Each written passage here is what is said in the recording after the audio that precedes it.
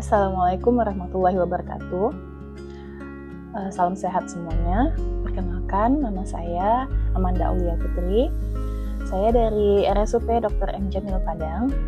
Pada kesempatan kali ini, saya akan sedikit menyampaikan refleksi pembelajaran saya selama mengikuti agenda 2, baik secara sinkronus maupun asinkronus. Pengalaman saya mengikuti pembelajaran di agenda 2 ini tentunya sangat excited karena yang pertama juga fasilitatornya atau Ibu Dian itu sangat-sangatlah interaktif dan sangat-sangat mengasah pola pikir kami para peserta Latsar. Selama mengikuti pembelajaran saya banyak mengetahui tentang nilai-nilai berakhlak yang sebelumnya selama ini saya tidak pernah tahu sama sekali. Apa itu berorientasi pelayanan, apa itu akuntabel, apa itu loyal, apa itu kompeten, apa itu harmonis dan kolaboratif serta adaptif.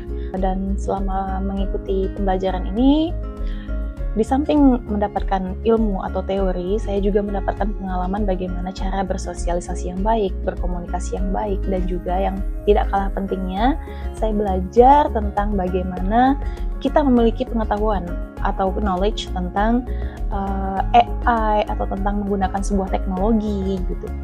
Ketika pembelajaran juga kita selalu dikaitkan dengan teknologi, jadi tidak hanya mengikuti semua teori yang ada, tapi juga kita mengasah soft skill kita yang berkaitan dengan teknologi. Lalu makna yang didapatkan dalam pembelajaran ini yaitu tentang bagaimana kita, terutama kami sebagai seorang calon pegawai negeri atau calon pegawai di lingkungan Kementerian Kesehatan itu bisa memaknai dengan baik apa itu nilai-nilai berakhlak, di mana kita sebagai pelayan publik itu akan memberikan sebuah pelayanan kepada masyarakat luas, dan bagaimana kita memberikan pelayanan itu secara prima. Sebagai seorang ASN, kita juga dituntut untuk selalu memiliki kompetensi yang selalu meningkat atau memperbaiki diri kita setiap saatnya. Sebagai seorang ASN itu dituntut untuk memiliki sikap yang harmonis dan loyal satu sama lain, baik itu kepada instansi maupun kepada negara. Harmonis dengan rekan kerja, karena sepanjang hidup kita sebagai seorang ASN itu kita tentu akan bertemu dengan banyak orang, dan di situ juga kita dituntut untuk bisa adaptif dan berkolaborasi satu sama lainnya. Mengikuti perkembangan zaman saat ini, di mana zaman itu berputar dengan sangat cepat gitu ya, seperti teknologi, AI, dan segala macamnya. Kita dituntut untuk bisa berinovasi dan mencoba untuk mempelajari hal itu semampu kita gitu. Hal yang menghambat dalam pembelajaran ini, pengalaman saya, seperti masih kurang baiknya time management saya, masih kurang fokus antara melakukan suatu tugas pekerjaan dan juga mengerjakan tugas di pembelajaran ini gitu. Jadi saya belum bisa terlalu baik manajemen waktunya. Jadi itu cukup menghambat saya ketika mengikuti pembelajaran ini. Ditambah juga ini juga masuk di bulan suci Ramadan, jadi saya sedikit keteteran dengan waktunya.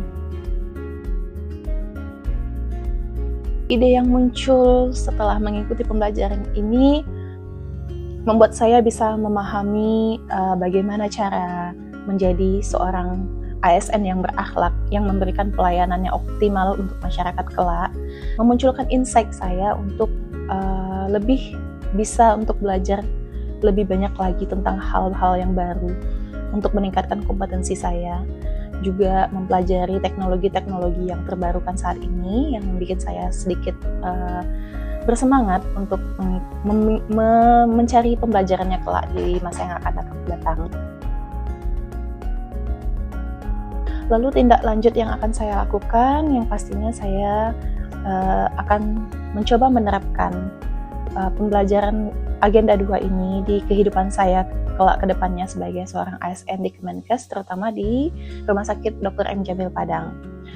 Saya juga akan menerapkan bagaimana cara memberikan pelayanan yang baik kepada masyarakat, juga kerjasama tim dan kolaboratif dengan rekan kerja saya kelak.